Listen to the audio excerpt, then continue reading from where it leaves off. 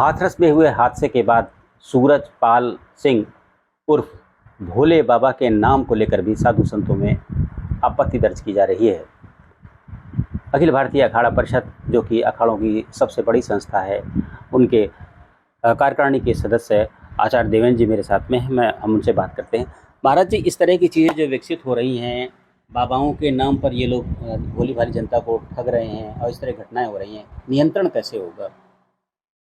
ऐसे है, जो फर्जी बन करके लोगों को अपने पीछे लगाते हैं, उनके ऊपर तो अंकुश लगाना चाहिए। साधु समाज भी चिंतित है, मगर ये एक दिन में नहीं होगा, धीरे धीरे।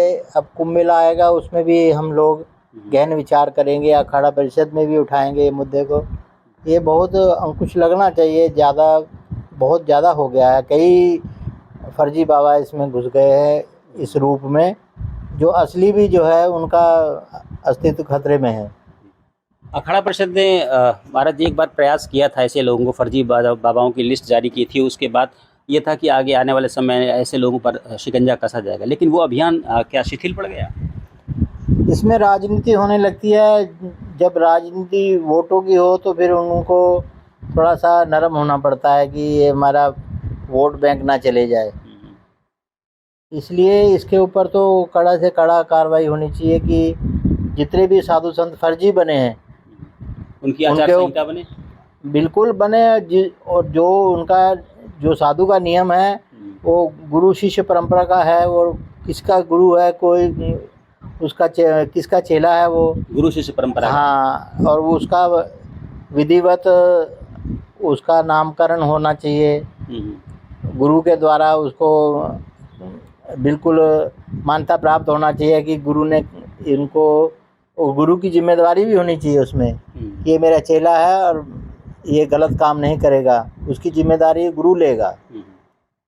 जब बड़े बड़े मठ हैं, मठों से ही तो निकलते हैं सब लोग। जी। अब कोई घर से निकल गए, कोई अपने आप गुरु बन जाए तो उसका क्या कर सकते हैं? क्या सरकार या प्रशासन को भी इस विषय में कोई आचार संहिता या इस तरह का नियम कानून बनाना चाहिए? अरे उनके पास कितनी एजेंसियां हैं, वो फर्जी कैसे वो बन जाएगा कोई भी? अब सभी अखाड़ों से आते हैं, मठों से आते हैं, मंदिरों से आते हैं, आश्रमों से आते हैं। उनका गुरु होता है, कोई उनका शिष्य होता है। ये जो फर्जी हैं उनको कोई, उनके ऊपर लगाम थोड़ी ना है, कोई आचार संहिता है ही नहीं, तो कोई अपने आप ही बन जाता है। तो क्या साधु संतों के लिए भी कोई इस तरह की नियमावली होनी चाहिए या आई कार्ड वगैरह इशू होनी चाहिए ताकि इस तरह के लोगों को ट्रैक किया सके? हाँ, बिल्कुल होना चाहिए। जो अखाड़े हैं वो अपने अपने संतों को आइडेंटिटी कार्ड जारी करें कि उनकी पहचान हो, जिससे कि फर्जी बाबा को पूछा जा सके, भाई कहाँ से आए हो आप, कहाँ से दीक्षा लिया है, ये सब उनसे पूछा जाना चाहिए। तो अखाड़ा परिषद का कहना है कि एक बड़ी पुरानी कहावत है कि पानी पियो छान के, अब गुरु बनाओ जान के। अखाड़ा परिषद भी इसी रास्ते पे चलने की बात कर रही है। उनका कहना है कि कहीं ना कहीं अखाड़ा, जितने भी अखाड़े हैं उनके जो सदस्य हैं उनके भी कोई परिचय पत्र होनी चाहिए और इस तरह की एक नियमावली बननी चाहिए ताकि गृहस्थ लोग जो अपने नाम के आगे बाबा लगा लेते हैं उनकी पहचान हो सके और इस तरह की घटनाएं की पुनरावृत्ति रोकी जा सके। Dinesh Singh, TV9 UP, Prayagraj.